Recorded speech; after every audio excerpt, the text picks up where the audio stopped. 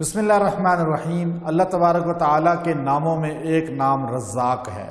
یہ اللہ رب العزت کی وہ صفت ہے کہ پوری کائنات میں خالی انسان کو نہیں، جنوں کو نہیں، بلکہ ہر مخلوق کو رزق دیتا ہے، لیکن کسی سے صلہ نہیں مانگتا۔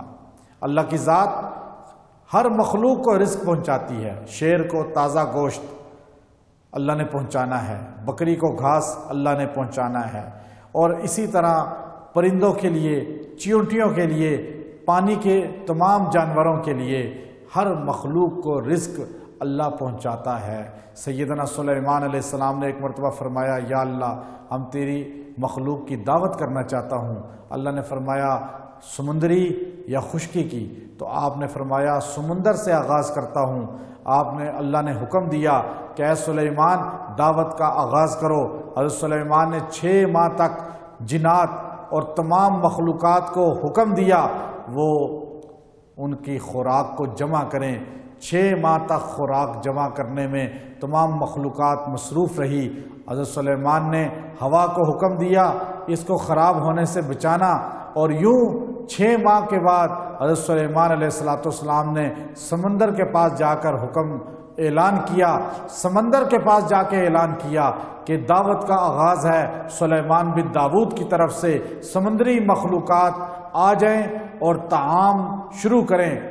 ایک مچھلی نکلتی ہے اور 6 ماہ جو خوراک جمع کی گئی تھی ایک لقمہ میں کھا جاتی ہے، اور اس کے بعد دوبارہ منہ کھول لیتی ہے۔ سیدنا سلیمان پیغمبر ایک دم پریشان ہو گئے کہ میں نے تو پوری مخلوقات کا سمجھ کے سمندری جمع کیا تھا، لیکن یہاں تو ایک لقمہ بن گیا ایک مچھلی کا۔ تو مچھلی نے حضرت سلیمان علیہ السلام سے کہا، اے سلیمان آج آپ نے مجھے بھوکا رکھ دیا، میرا خالق مجھے ایسے 2 نوالے روزانہ دیتا ہے اور مجھے اللہ کی ذات اس طرح پالتی ہے۔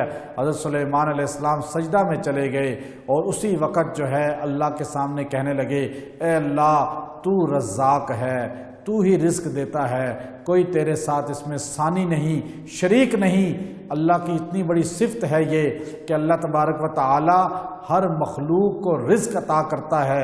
اگر گھر میں تنگی رزق ہو، اگر گھر میں رزق کم ہو، تو گھر کے چاروں کونوں میں یا رزاق 11 مرتبہ روز پڑھ کے وہاں پر پھونکے، یہ عمل 40 دن کرے، انشاءاللہ اللہ تبارک و تعالی رزق کی وسعت کر دیں گے۔ ان اللہ یرزق من یشاء بغیر حساب، اس آیت کریمہ کو پڑھے 111 بار، اور اس کے بعد یا رزاق 111 بار پڑھے۔ نیا کاروبار جس نے شروع کیا ہو، نئی گاڑی جس نے لی ہو، کوئی بھی نیا کام شروع کیا ہو، اگر یہ 40 دن وظیفہ کیا جائے ان کاموں میں برکات کا نزول ہوگا اور غیب سے اللہ تعالیٰ رزق عطا فرمائیں گے۔